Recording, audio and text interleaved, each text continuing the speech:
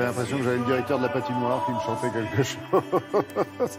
Julia, bonjour. Vous nous emmenez effectivement au Palais du Thau. C'est à Reims. Alors cette fois, c'est pas pour y découvrir des tapisseries, mais plutôt des toiles assez inédites et celles d'un graffeur, c'est ça? Exactement. Le Palais du Thau, c'est un palais qui est adossé à la cathédrale de Reims.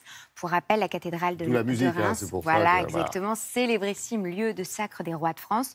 Une trentaine de rois se sont fait couronné à Reims. Le Palais du Thau, on peut y découvrir les joyaux de ces sacres, alors les couronnes des rois de France, et puis la collection des tapisseries qui date du XVe siècle, et notamment qui rend hommage au sacre de Clovis. Et on peut y découvrir, en tout cas jusqu'au 8 avril, eh bien, la rétrospective des œuvres de Speedy Graffito. Alors Speedy Graffito, il est considéré comme vraiment l'un des pionniers du street art. Il a démarré dans les années 80. C'est vraiment la figure de la scène du graffiti depuis le début des années 80. Alors, ce qui s'opère vraiment au Palais du Thau, c'est très étonnant parce qu'on a d'un côté cette culture et architecture médiévale qui se retrouve confrontée à la pop culture dans un décalage qui est vraiment très, très étonnant. Ça le fait apparemment. Ça le fait grave, comme on dit. Un vrai choc des cultures, une véritable confrontation des styles, des époques. Et puis en plus, Speedy Graffito, il nous interroge sur des thèmes assez importants, étonnants. Il se questionne sur la société qui l'entoure. Alors regardez, quand on regarde ses œuvres, eh bien, on se retrouve face à des marques de luxe, des smartphones, des cartes de crédit, de l'argent. Le visiteur, il va contempler ses œuvres et d'un seul coup, il va être envahi par des symboles de la société de consommation. L'argent, tout ce qu'on peut trouver. Tout ça cohabite avec des icônes de la pop culture, Wonder Woman et ses acolytes de Marvel, ou encore une Blanche-Neige qui croquerait la pomme de nos téléphones portables. Pas tout de pomme ça dans un lieu sain. Hein. Voilà, mais ça a été effectivement bien vu. Tout ça pour une rencontre anachronique à Reims, regardez.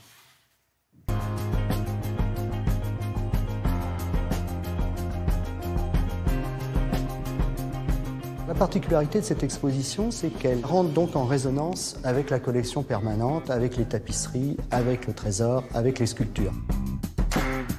Donc on a une confrontation très intéressante entre la France de l'Ancien Régime, qu'incarne complètement la collection du Palais du Thau, et la France moderne, la consommation, l'omniprésence de l'argent, que Speedy Graffito dénonce haut et fort.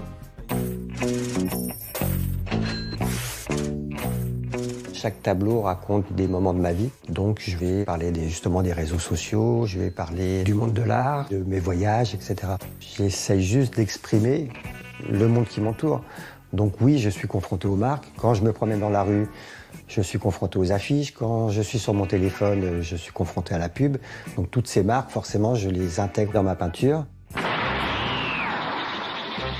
Je mélange aussi bien une marque qu'un personnage de bande dessinée, qu'un tableau de grand maître de la peinture. Pour moi, mélanger Van Gogh avec Andy Warhol, c'est ma propre histoire. Les deux font partie de ma vie. Je déteste les frontières.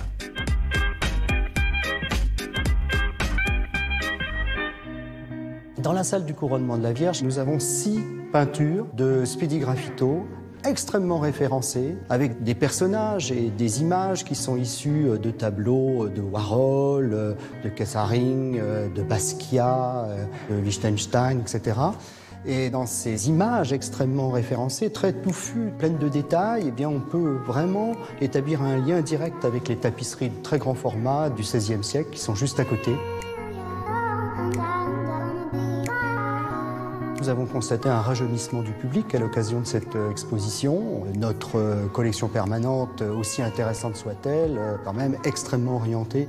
Et la nécessité de faire entrer la pop culture, même un art de dénonciation, dans ce lieu qui était un lieu de pouvoir, je crois que là, la dichotomie n'a pas échappé au public.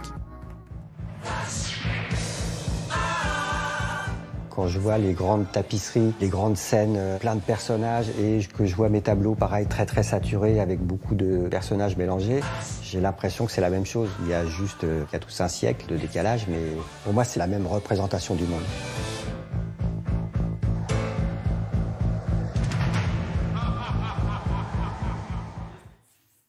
Ah, c'est rigolo.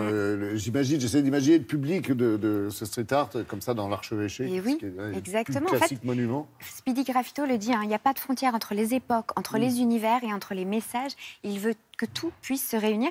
Et vous le disiez, du coup, s'opère vraiment un rajeunissement de la population. C'est-à-dire que eh bien, les gens qui vont voir la cathédrale de Reims ou qui vont visiter le palais du Thau eh bien, sont une certaine partie de la population. Et là, avec cette population de street art, on a d'un seul coup une population qui ne serait jamais venue peut-être voir ce musée et qui se déplace pour le coup. C'est très bien ainsi. Merci beaucoup, Julien.